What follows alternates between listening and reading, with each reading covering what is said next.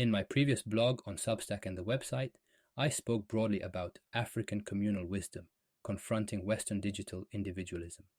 Some readers rightly noted that this framing risks falling into the same generalizations I critique in Western approaches. Let me say you were right, and I appreciate the pushback. Today's show is therefore titled Digital Ubuntu Unleashed, What Silicon Valley Doesn't Understand, Deepening the Conversation. The first draft of criticism is often righteous anger. The second draft is nuance, but both are necessary. You know, that phrase stuck with me because it perfectly encapsulates the evolution of this discussion. When I first dove into digital decolonization, the response was, well, overwhelming. Not just positive enthusiasm, but also sharp pushback. Many of you shared how the piece articulated frustrations you felt but couldn't name about the disconnect between your cultural communication patterns and the digital spaces that claim to serve them. Others pushed back, asking important questions. Isn't technology neutral? Aren't digital platforms just tools we can adapt? Don't Western designs offer genuine benefits? Today, I want to honor both perspectives. The core argument of my original blog stands.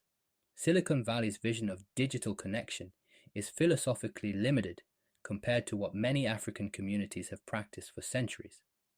But like all meaningful conversations, this one deserves deepening. Let's revisit that knowing laugh from an elder when hearing about new technology for the first time. When someone says they've finally built what we've always had, they recognize that the digital revolution is merely replicating communication systems that many communities had refined over centuries, albeit with narrower philosophical foundations. Let's be clear.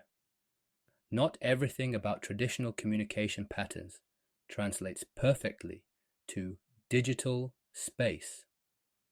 Some aspects of Western digital design offer genuine improvements for certain types of information exchange. The precision of threaded comments can clarify complex discussions. The archival nature of digital text preserves information that might be lost in purely oral traditions. Similarly, the ability to communicate asynchronously across time zones connects diaspora communities in unprecedented ways.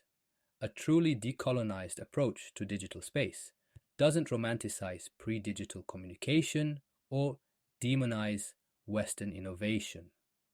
Instead, it asks fundamental questions about who designs our interfaces, what philosophical assumptions guide those designs, and how users can reclaim agency in digital space. Friends, that is today's expedition. Let's start the show. Seems like you have been a tiny bit busy after your last blog, Kwame. On a serious note, isn't that the sign of a meaningful conversation? When people feel their assumptions and their comfort zones start being questioned? Yeah. And it wasn't just resistance either, Mariam. The feedback was thoughtful. Some people asked, isn't technology neutral? Aren't digital platforms just, tools we can adapt? And then others wanted to highlight the benefits Western designs have achieved. But that's the funny thing about tools, isn't it? Because tools always, I don't know, they always reflect the philosophy of whoever made them, don't they? Exactly. I was just about to say that.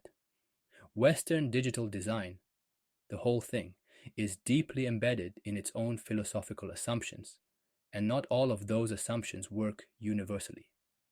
Take the reference to that wry laugh when an elder hears about, say, a platform like Facebook. Oh, you mean when they say, they've finally built what we've always had, in your article? Yes, exactly.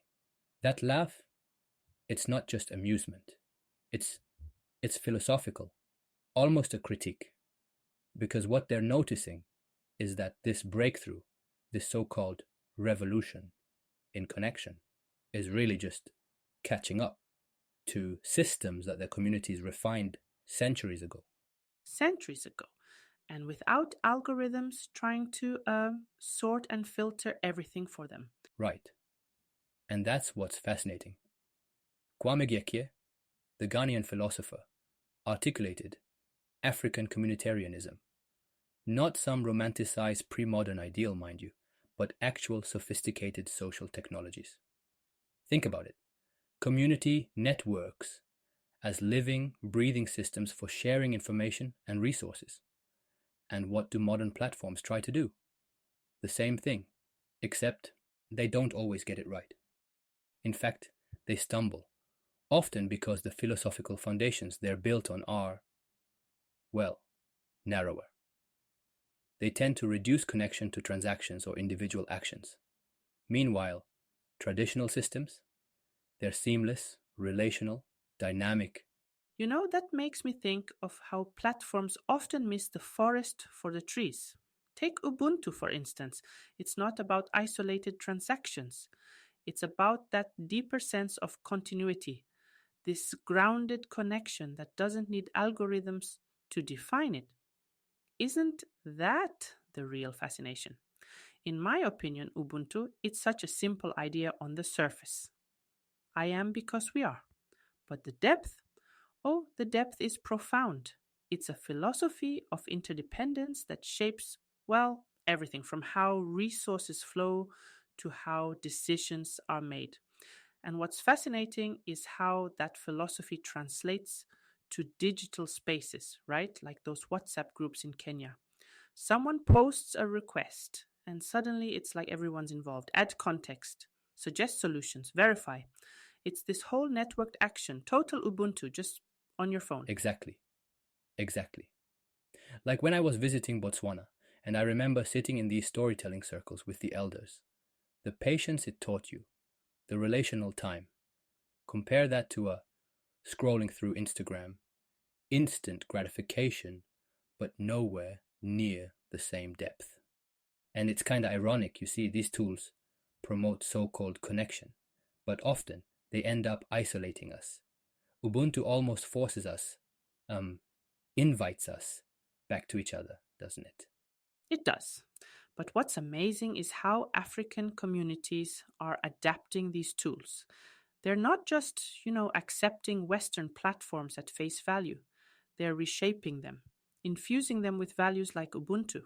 It's not about rejecting the tech, it's using it differently. It's like reinterpreting what efficiency even means. Is it really efficient to lose the humanity in how we communicate just because you saved a few seconds? Speaking of adapting tools differently, it reminds me of Aho in Nigerian communities. It's more than just cooperation, isn't it? It's about building consensus through understanding, where context comes first, even if it takes a little more time. Exactly. Ajo is all about communal decision making, a relational process. It ensures that every voice adds context, not just noise. And what's fascinating is how those principles hold up in digital spaces. Look at how WhatsApp forums work in Nigeria. It's a place where the group dialogues seem to follow almost unwritten rules. Not like here in the West, where it's all instant replies and, well, noise. There's this rhythm to it. Yes, a rhythm. For example, when someone posts in those forums, they're not just throwing out a random thought. No TikTok scrolling there. No TikTok scrolling, exactly. Every contribution adds something valuable. And here's the practical part. Someone might say, okay, here's this piece of information, and others build on it, layering context, adding verification. Until it transforms into something meaningful, like that story about the ant posting for help with a remedy, and within hours, everyone had mobilized to solve the issue. Right, Mariam, that's Ajo, functioning digitally. But it's not just solving problems, it's establishing trust, because the process itself demands inclusion and integrity. Which is what those other environments, algorithm driven ones, lack, isn't it? Trust. They prioritize speed and individual interaction over context and collaboration. They create what's known as context collapse, layering too many meanings too fast without time for relational understanding. And then along comes Igwebuik, reminding us that strength isn't in isolated threads of information, but in those networks of understanding. Igwebuike, strength in community. It's another philosophy deeply embedded in how African communities navigate connection. It's why misinformation struggles to thrive within those trusted, networked environments. Because the group kind of self-corrects? Exactly, Mariam. Verification isn't outsourced to algorithms. It happens relationally, organically, and I think that's where the resilience comes from. It's not foolproof, but it's remarkably robust compared to the siloed misinformation loops we see in algorithm-driven platforms. Similarly, Kwame, it's not just about fighting misinformation, is it? It's, what's the word? Intentionality. How we show up online, how we engage. That's where a stoic mindset, I think, fits beautifully with these philosophies. So, Kwame, tell me, how does Stoicism align with Ejo and Igwebuike? Well, think of the Stoic idea that you control your response to events, not the events themselves. Combine that with Ajo's focus on weighing all inputs deliberately and Igwebuike's emphasis on community strength. You get a framework for resisting the impulse to react immediately to online chaos.